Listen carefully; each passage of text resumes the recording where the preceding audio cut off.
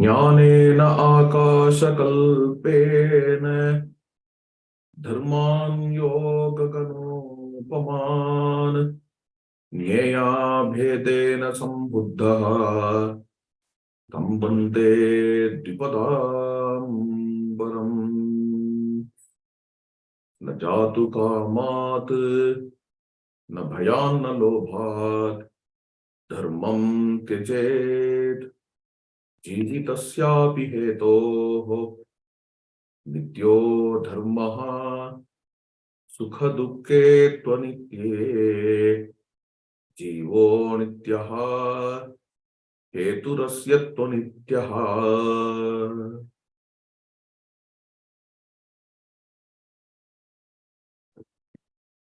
If someone asks a question, what is electricity? We can't answer that electricity is wire. Wire is not the definition for electricity. Wire can contain electricity. Wire has a value till it contains electricity. If wire ceases to contain electricity, it loses its value. In the same way, so many things which contain dharma in general can be misunderstood as dharma. It is something like someone misunderstanding wire to be electricity.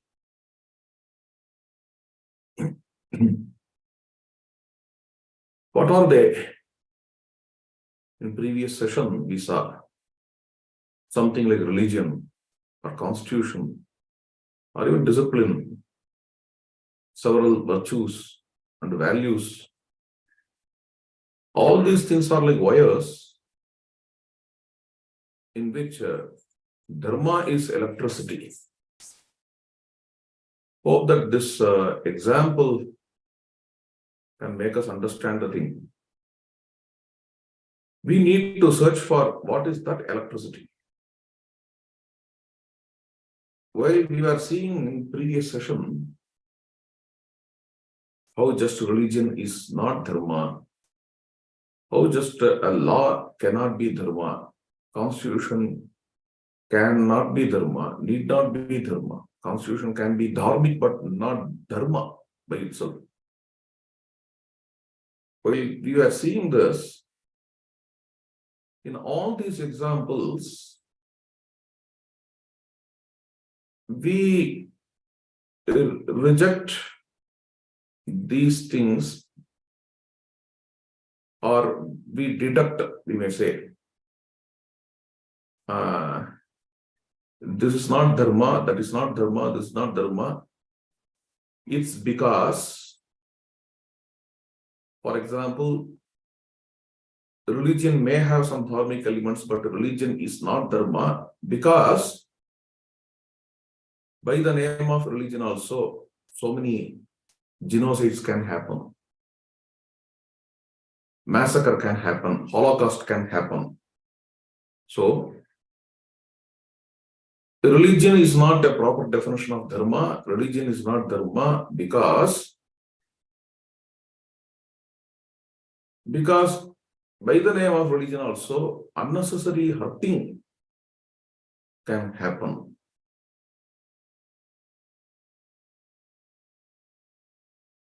Take for example, yesterday I was telling regarding constitution. Now in previous session, I was telling regarding constitution. Constitution cannot be dharma because sometimes through constitution also, some classes of people can hurt other classes of people.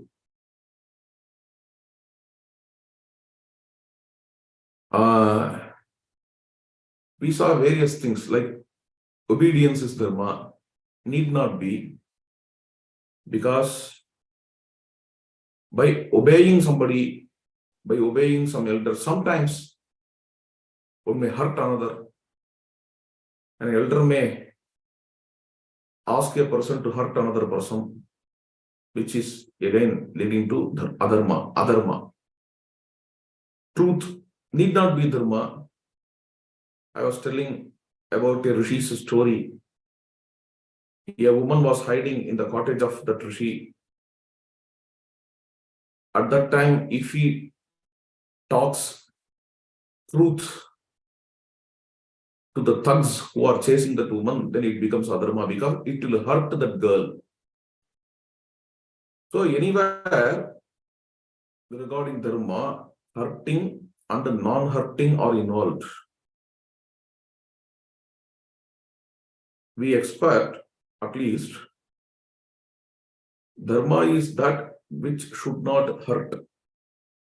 In that sense, can ahimsa be the definition of dharma? Because ahimsa is non-hurting, non-violence, non-hurting, non-harming.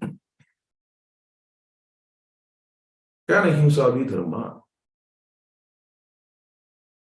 And repeatedly it is told in Dharma Shastras also, ahimsa paramo dharma. Ahimsa is the greatest dharma. Since everywhere we detect only based on not hurting, non-hurting, perhaps ahimsa is the foundation of all these human values. Again, need not be. For example, I'm just sleeping. Can it be dharma? Because while I'm asleep, while I'm sleeping, I'm not hurting anybody. Can it be dharma?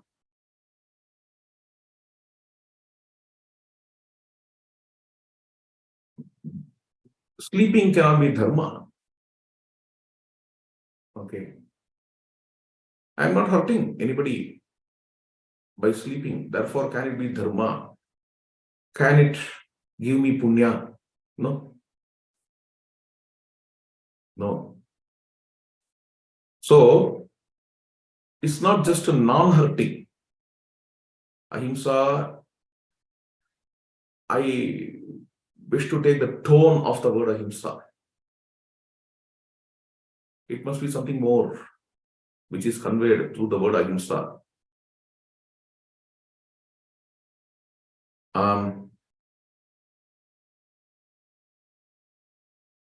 Ahimsa, the letter A to denote negative, which normally is taken to be non-NON, hinsa, hurting. So non-hurting, we can take in that way. But I see this in a different way too. In Sanskrit grammar, it is called as nanya. Nang. This nang has two meanings. One, non, None also has another meaning, anti. In that sense, ahimsa is not just non-hurting, it also represents anti-hurting, that which is opposite to hurting. What is opposite of hurting? Making happy, gladdening. Gladdening is opposite of hurting. I make someone happy. Okay. So, in that sense, ahimsa can be interpreted as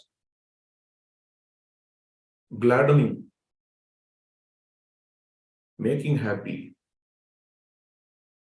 It can be taken as dharma. I make the beings happy. Offering happiness is dharma. Being offering happiness, making happy is dharma. Perhaps dharma is connected to this. If I perform some action which can make the persons around me happy, can it be called as dharma? This question comes. Still, this is not satisfactory, because we have, if we explore further, still some questions are remaining.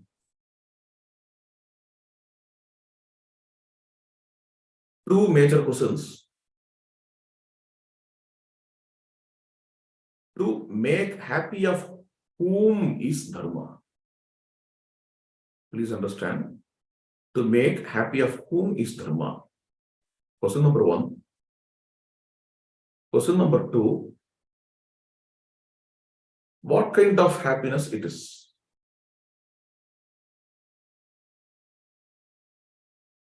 Can any kind of happiness be dharma? For example, to make others happy, we offer some drugs, some intoxication, some liquor. Can it be dharma? Can any kind of happiness be dharma?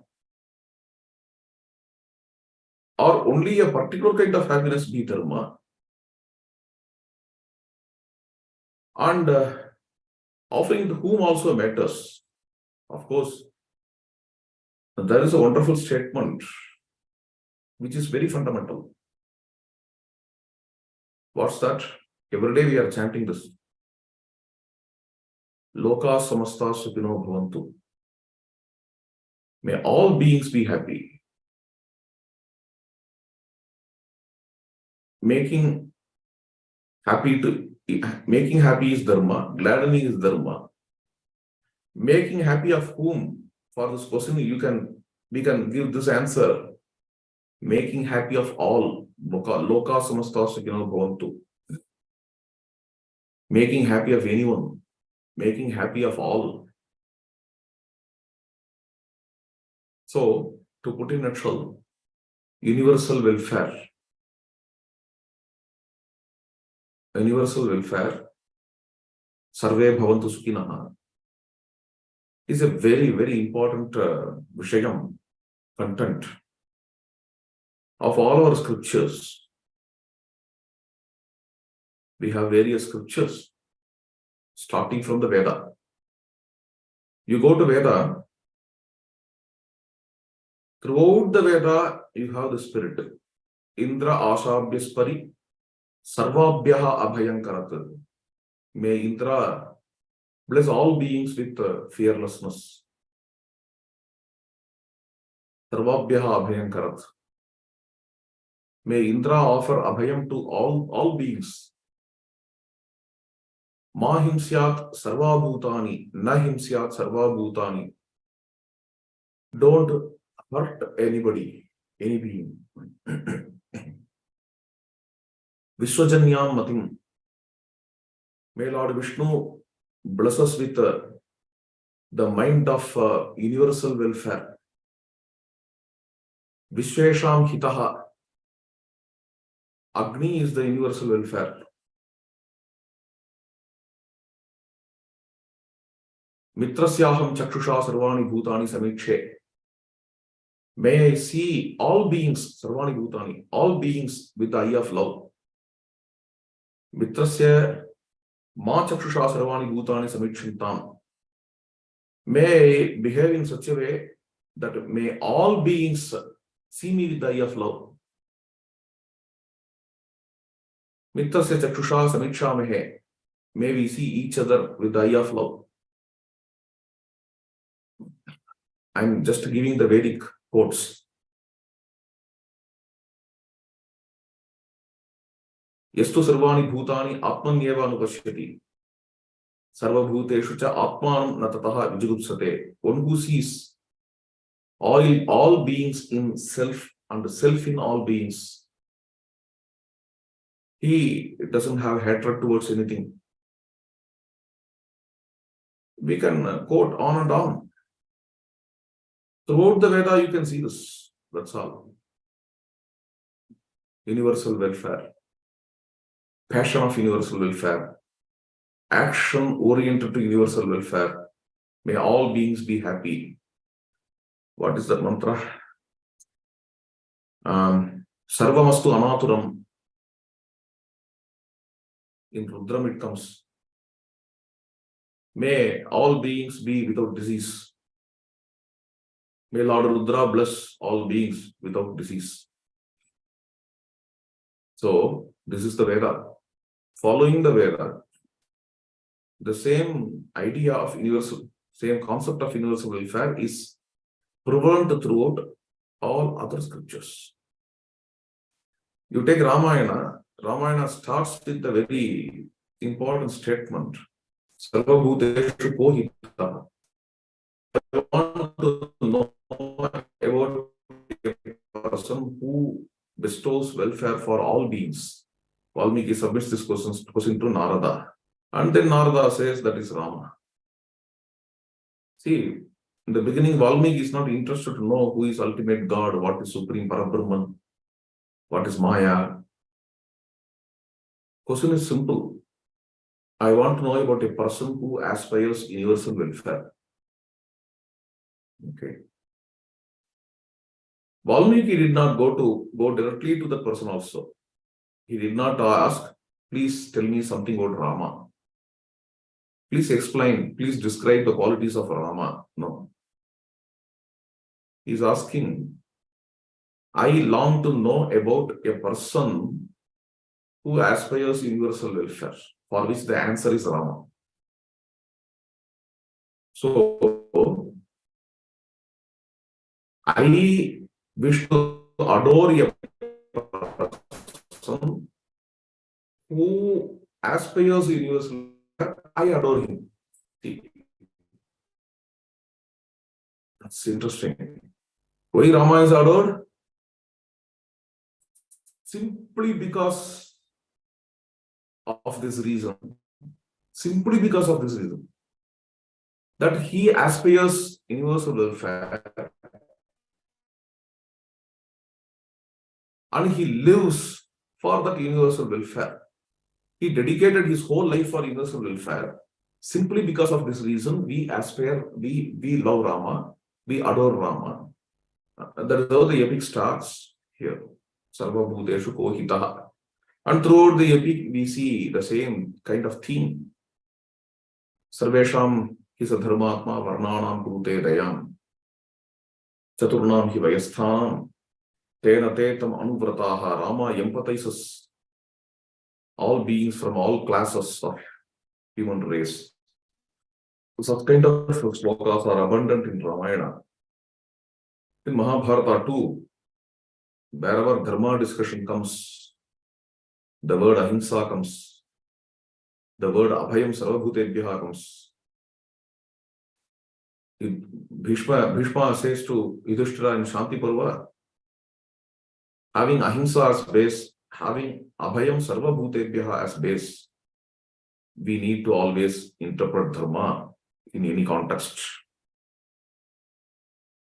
In the same way, in Puranas, in Dharma Shastras, Dharma Sutras and Smritis,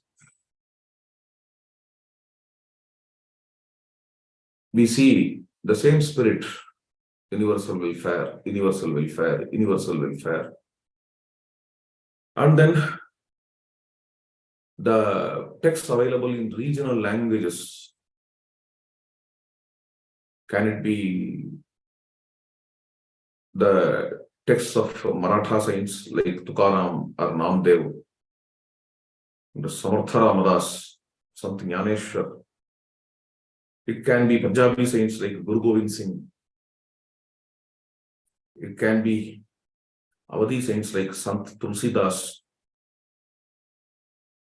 In all the verses of these great souls, we see the same spirit, the aspiration of universal welfare, the action attuned to the universal welfare. Take, for example, the verses from our own Tamil language. Yam petra imbam ivvaiyagam perave. Yadum ஊரே யாவரும் கேளீர். எல்லோரும் இன்புற்றிருக்கவே. Again, here you see the same universal welfare content. Throughout India, this spirit of universal welfare is common. This is the unity. This is a unity in diversity of India. I may wear dhoti some other in a different way. A Marathi person may wear dhoti in a different way. A Kashmiri may wear dhoti in some other way. I may have a different food. A Tamilian may have a different food. A Kashmiri may have some other food. We are different in many ways. Diversity. All this diversity, these are held by a common thread. What is that common thread? Universal welfare, aspiration of universal welfare, the action oriented to universal welfare. So, ahimsa, can it be taken as universal welfare? Hinsa, hurting, ahimsa, anti-hurting. What can be anti-hurting? Making others to be happy. Making whom to be happy? For this question, the answer can be making the whole world to be happy, making all beings to be happy. This is called as universal welfare. And this universal welfare is the spirit found throughout all our scriptures. Therefore, universal welfare can be the proper definition for Dharma. Passion of universal welfare, action oriented to universal welfare can be the proper definition of Dharma. Fine. Okay, this can be, I agree, and this can be the absolute definition of Dharma, but can it be helpful in empirical world? Universal welfare, still few things are not answered. What is the answer for the question welfare? And to whom this welfare? Universal, we may say. Universal welfare can be there in our heart, but when we start to act, we have a target. We need the target. Now, I am going to bestow welfare to this particular person, this particular group. What is that group? Unless I give answer for whom the welfare has to be given, and what is that welfare, then this passion of universal welfare is not complete. Therefore, these two questions have to be taken.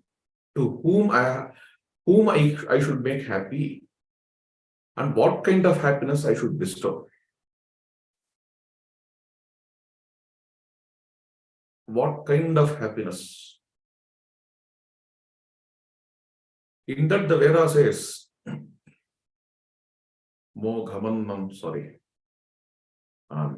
Aplavasva praplavasva Andi bhavajama muhu sukadhin dukkha nidhanan pratimunchasva swampuram. Aplavasva praplavasva. Get freed from your bondage. Andi bhavajama muhu. Don't get bound.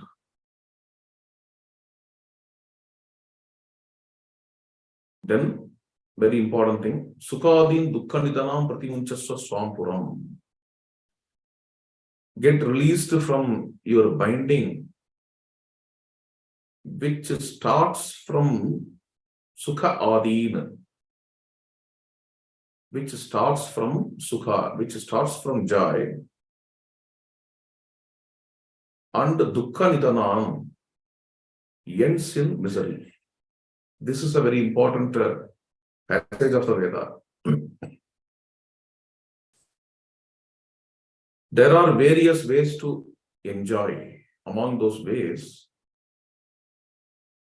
there are various objects that give happiness. Some objects, they promise an immediate pleasure, leading us to a prolonged misery.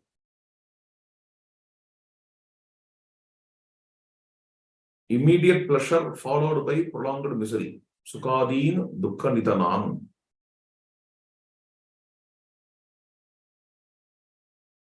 And such kind of joys should be avoided. With our razor-like intelligence, with our razor-like discriminative power, we should understand which bhogavastu, which materialistic content can promise immediate pleasure leading to a prolonged misery. That has to be avoided in our life. This is Vedic instruction. Sukadin dukkha nidanam pratimunchasva swampuram. Again, this is considered as bondage by the Veda.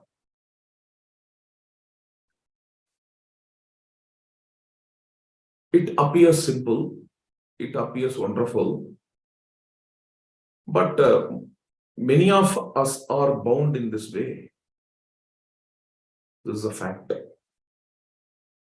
We have to check ourselves in our life and in our day-to-day life from morning to evening. How many forces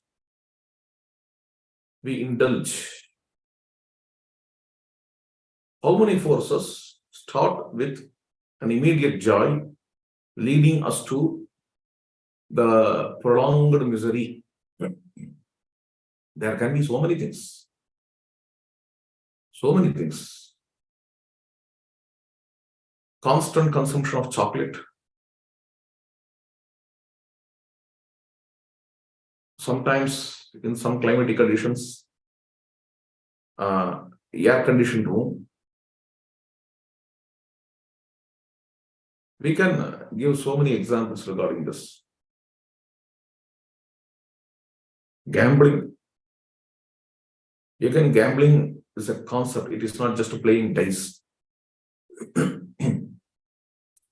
Whoever plays with money, it starts with a petty excitement, offers petty joy, gradually leading us to a prolonged misery. Not studying before examination, watching movies before examination. A friend may encourage, oh, why are you studying? You can watch movies, let us enjoy. But parents are troubled. Oh, you should study. Parents' advice is better. And friends' advice appears to be very good, wonderful. But it promises only an immediate pleasure leading to a prolonged misery. Any evil force in the world, I just call it as evil force. Let us name it as evil force. Any evil force is like this. And the karmic cycle, Mahabharata says even karma theory is like this. Mahabharata ends with a nice story. Yudhishthira had the hell experience for a fraction of seconds. Then he entered into heaven. This comes in the end of Mahabharata. That Dharma Devata and Indra explained why he had hell experience. Nobody is flawless in the world. Therefore, na kaschit na aparadhyati. Nobody is flawless in the world. For their flaws committed, even great souls have to face some troubles. But it will be for a time being. Then due to their dharma, due to their punya, due to their virtue, they will have a prolonged joy. This is vice versa for the wicked. Wicked, those who have virtues, more virtues than vices in the life, they, for a time being, in the beginning itself, will have hell experience for a short time. Then they will have a prolonged heaven experience. But regarding the wicked, who abundantly work for adharma, the wicked also will have some virtues. For their virtues, for a time being, in the beginning itself, after death, they will have a fraction of a second heaven experience. Then, for their abundant crimes committed, they will have a long misery. They will have a long hell experience. So, to a virtuous, he will have misery in beginning and delight later. A wicked will have joy in beginning and misery, prolonged misery later. This is the nature. This is how nature works. In the same way, in our decisions also, on seeing some bhogavastus, we should decide. Will they yield prolonged misery, even though they promise temporary joy? With our discerning ability, with our discriminating ability, viveka, we should understand this. Then only we have to involve in that work, in that job. In the Veda, there are two Anna Suktams. The Veda has one Anna Suktam. Yajurveda has one Anna Suktam. Anna means food in general. But to the Veda, in Anna Suktam, Annam is anything which is consumed. Any consumed object becomes Annam. And then the very word Annam suggests it. If you go to the etymology of the word Annam, Adyate iti Annam, that which is eaten, that which is consumed is Annam. But the Veda is not satisfied with giving this etymological meaning. The Veda further says, Adyate aticha bhutani, Adyate aticha bhutani, tasmadannam taduchyata iti. Annam gets consumed, Annam consumes too. Please understand. Annam gets consumed, Annam consumes too. For these two reasons, Annam is named as Annam. Anna Suktam runs in such a way. In Anna Suktam, Annam talks about itself. That's a beautiful thing. Please understand, the Vedic literature is highly animistic. The Veda sees everywhere, in everything, life. This is animism.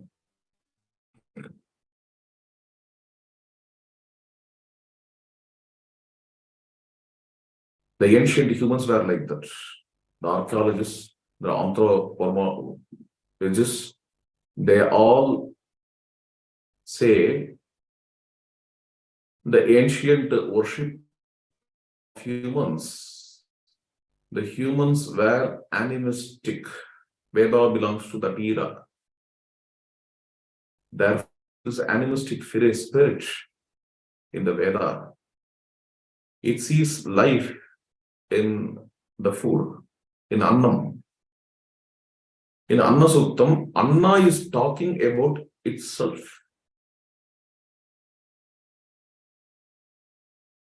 Therefore, it comes in this way. Ahamanna manna matantamadmi. Aham annam, annam. I am food. I am food. Adantam admi. This is interesting. I eat. We all know that food is eaten, food is consumed. But a very new element Veda talks about is that food eats, food consumes. Food consumes whom? Adantam admi. Food consumes the consumer. Food consumes its consumer. This is a very interesting viewpoint. As soon as we look at it, our ego gets eliminated. We become very small. Our arrogance is reduced. We are sitting to have food. We take that food in our hand. We are about to consume that food. At that time, just imagine, food says to us, oh my dear, be careful, because I am going to eat you. Adantam admi. I feel I am the hero. I am great. I am the consumer. This puny food is an object to be consumed. I am superior to this food. I am going to consume the food. With this attitude, we consume in general.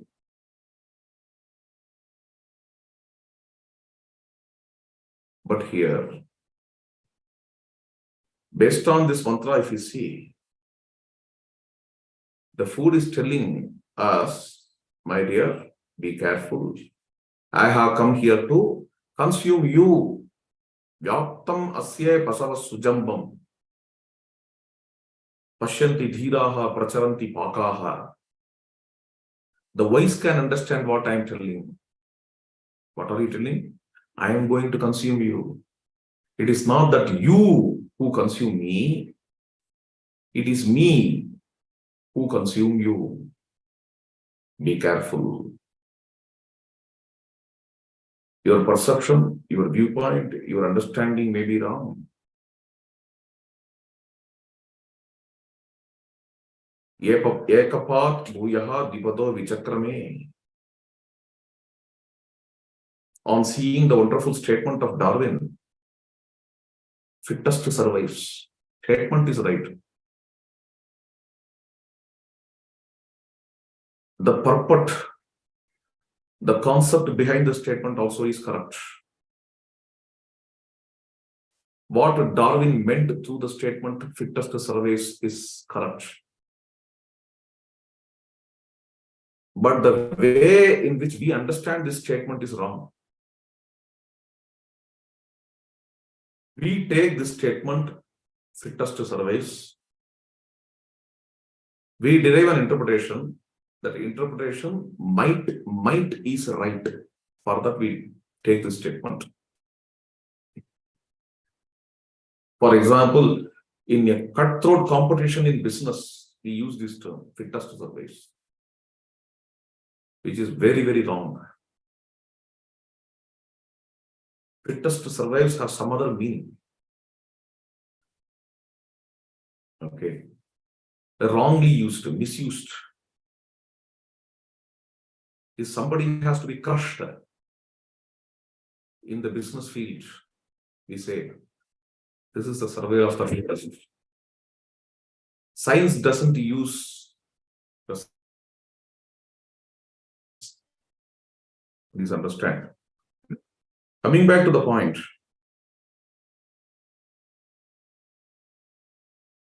might is right. For example, among the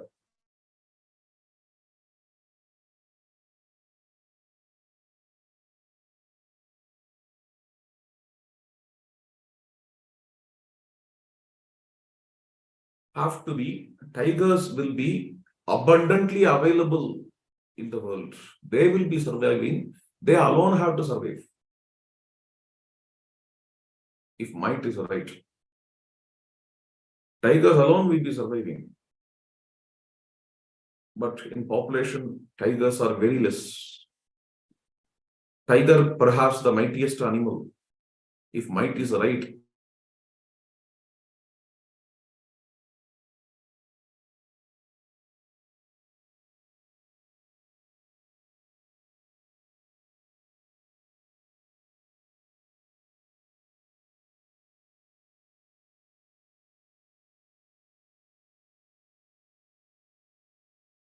நான் நீங்க பேசுறது கேட்கல.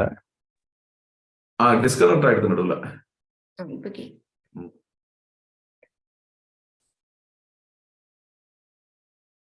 If might is right, tiger alone will survive. But on the other hand, the species, the beings which we consider as weak, they survive better than tigers. Take, for example, cockroach survives.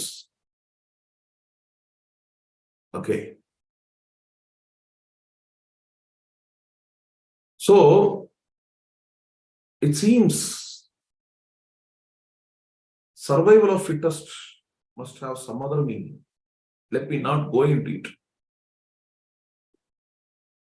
What we understand may be different from what is.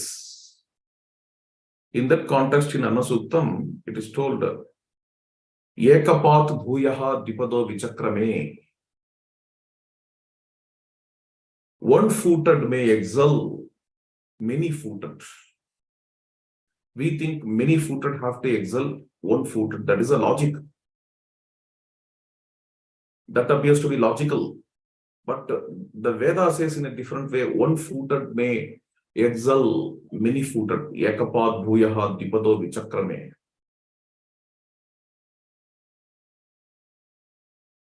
Anyhow, let me come back to the point, the food. Food says to me, be aware, I'm going to consume you. What does it mean? Let me give an example. Just imagine a diabetic patient goes to someone's house. He's a guest in someone's house. They are very happy to have him as a guest.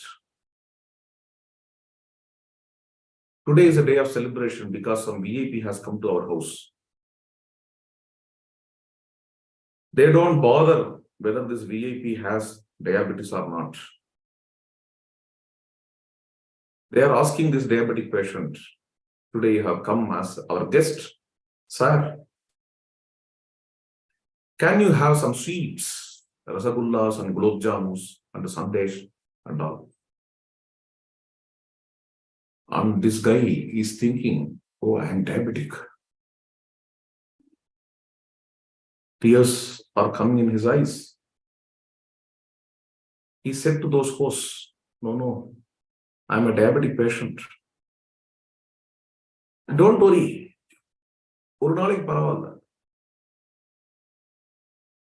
Just only for today. Only for today. You can take. Then this guy is seeing. It is not doctor's way advice. But a doctor is not there. Wife is not in proximity. Nobody is there to stop me. Okay, let me have just one rasagulla or one gulab jam. He agreed to have.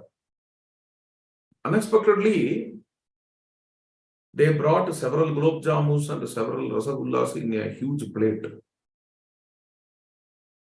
He's telling, no, I can't take all these things. You need not take all these things, sir. How much wanted you may take. This man is sitting, talking to those people.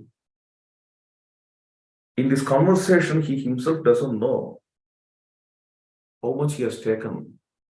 He has emptied that plate. Nothing is found in that plate.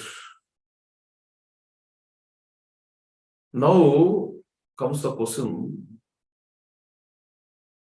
is he eating rasagulla or does rasagulla eat him? It is the rasagulla which eats him.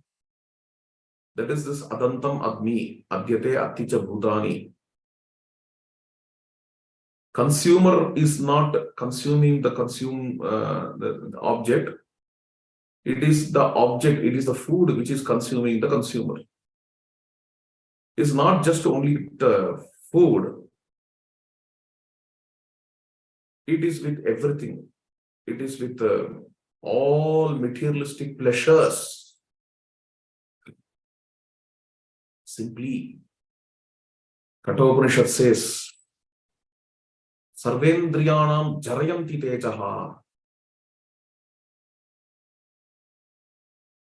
All senses are weakened by the sense objects. While Nachiketa asked the question, what will remain after death? Is something remaining after death or not? Very fundamental question. Yayam preta yayam prete vichikitsa manushya asti teke nayam asti chike. Etad vidyam anusishtastoyaham varanamesha varastatiyaha.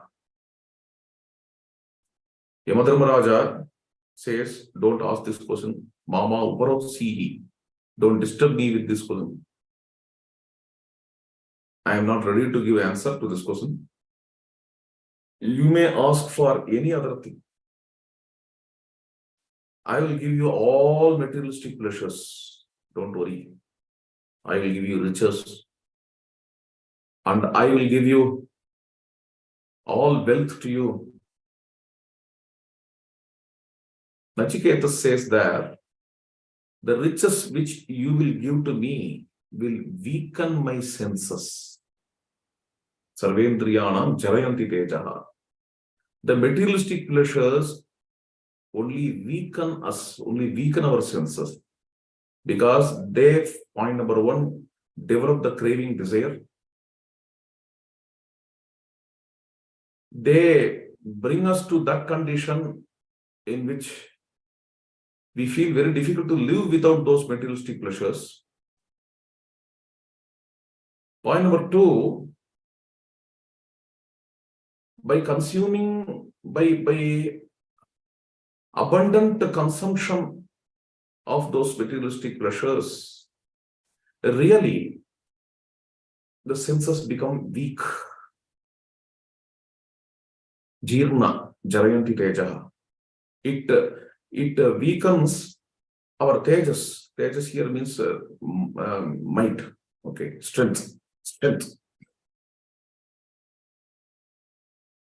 So, these kinds of sense objects, which can promise immediate pleasure, leading to a long misery, they are called as evil forces. Annam. Annam means food. Annam is any consumable object. But the evil forces which I am talking about is the Annam, which starts with joy, ending in misery.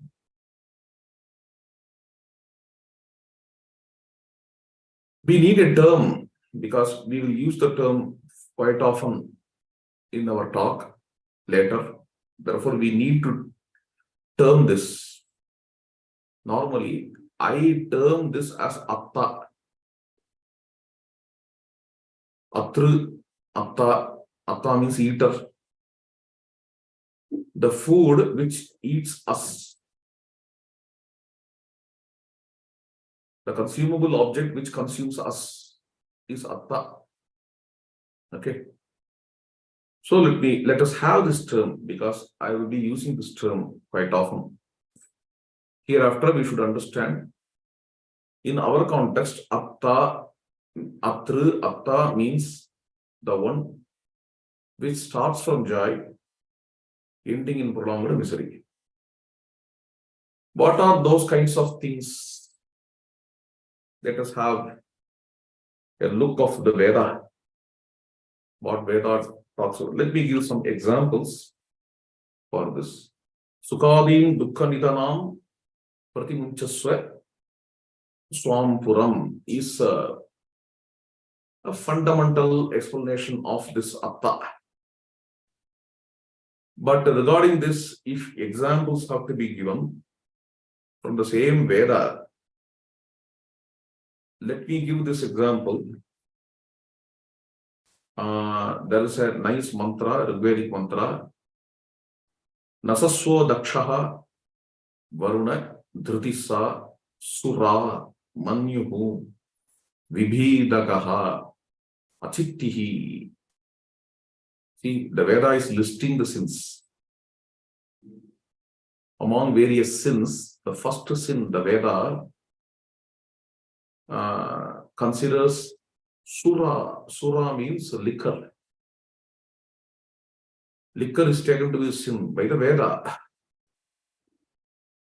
Of course, Manyuhu is unnecessary wrath. Vibhidakaha means gambling. Because Veda instructs not to gamble. Akshairma divyaha krishivit krishaswa. Achittihi means going against conscience. These are the various mistakes the humans commit due to the lack of discriminative intelligence. Nasaswaha dakshaha. Daksha means dexterity. Daksha means a lack of discriminative intelligence. Daksha means discriminative intelligence. Due to the lack of discriminative intelligence, these kinds of sins can happen. Due to the egoistic tendency, these things can happen.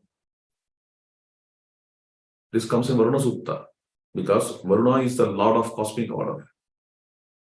Varuna is the presiding deity of cosmic order in the Veda. So, going against the cosmic order is a papa, is the sin. Varuna represents, Varuna punishes those beings who go against the Dharma. He is that deity. Therefore, in his sutta, the list of papas come. Ma gridaha kasya siddhanam. Don't be greedy with others' wealth. Ma gam anagam aditim vadishtaha. Don't harm the earth. Adityaha anruta minati. Aditya punishes the liars. Maham rajanna anyakritena bhojam. May not consume that which should rightly go to another one. See, this is how in the Veda, whatever is prohibited is called as adharma. Sins. You may call it a sin or evil force. In specific level also Veda talks about these things. Something like Ihayvastam ma vyaushtam. Ma vyaushtam means Veda is talking to the couple. This mantra comes in matrimonial ceremony also. Ihayvastam ma vyaushtam. Don't get divorced. This is how the Veda says. Don't get divorced after marriage. Tanno asya amatehe utakshudho vishastehe avaspurdhi tanna uti tava chitraya dhiya siksha satishta dhatuvit. O Indra, rescue me from ignorance, amatehe, and educate me in your path through your intelligence. The path devoid of greed, path devoid of great craving, desire. So, we are having a glimpse of what kind of sins the Vedic Samhita is talking about. For that, I am giving these mantras.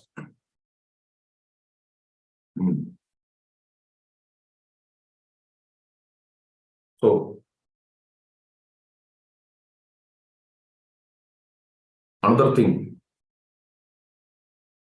regarding the ego which is coming out, the craving desire which impels me to consume a lot, that makes me to exploit, to destroy the nature. Because the whole nature itself is taken to be an annam.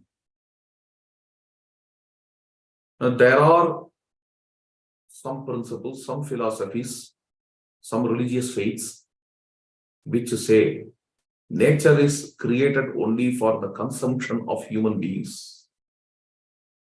All other living beings are created for humans. Plants and trees are created for humans. Even stars and the planets are created for humans. With this utilitarian attitude, some people roamed throughout the world,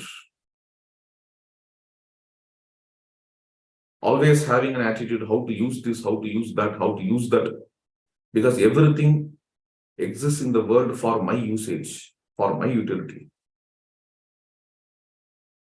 But the Vedic literature is of a different kind. The uniqueness of Indian is few other countries are also like that. When an Indian goes, in many places, when an Indian goes to any other country, he thinks, how can I coexist here with the nature, with the people around? How can I coexist with the beings around? This coexistence is Dharma. How can I rule this place? How can I get mastery over the beings around this place? How can I utilize them? How can I consume them? How can I utilize for my purpose? That is a different thing. But the Vedic way is, how can I coexist with nature? Then comes a mantra in Ayurveda. With this, let me conclude today. Namo matre prithivyayi maham mataram prithivim higumsisham mama mata prithvi higumseeds. Very profound, very matured statement. Very relevant to our time. Namo matre prithivyayi. May my salutations to the Mother Earth. See, Mother. Earth is taken to be the Mother. Earth is not taken as an inanimate thing which exists, whose only purpose is our utility. Earth is not perceived in this way. Earth is our mother. Point number one. Point number two. Ma aham mataram prithivim higumsisham. May I not harm my mother earth. May I not harm my mother earth. Next. Ma mata prithivi higumsit. May my mother earth not harm me. So these two are connected. If I harm the mother earth will harm me. If I serve my mother earth will bless me. It's something like Yudhishthira's statement, Dharma eva hato hanti dharmo rakshati rakshitaha. Dharma hato hanti. Dharma hurts, getting hurt.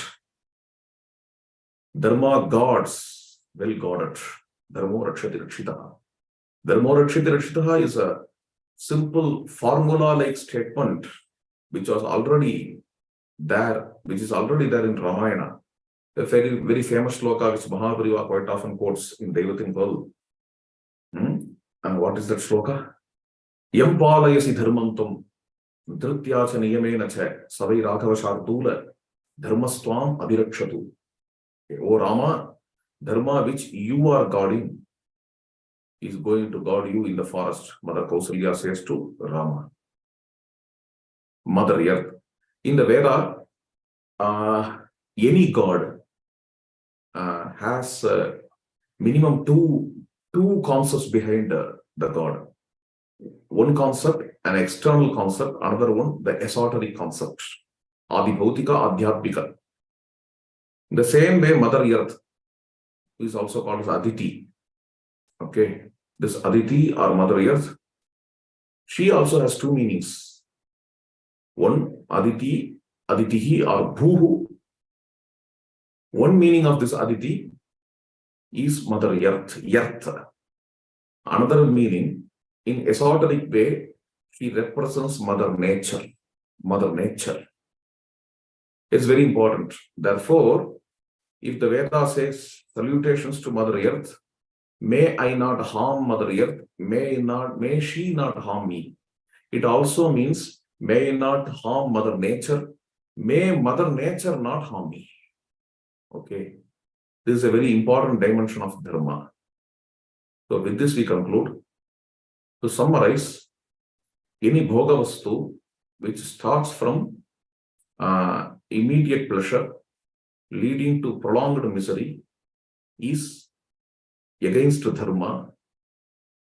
And having the razor-like discriminative power, we should avoid those evil forces.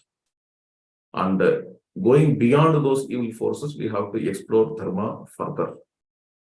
Dhanyavada.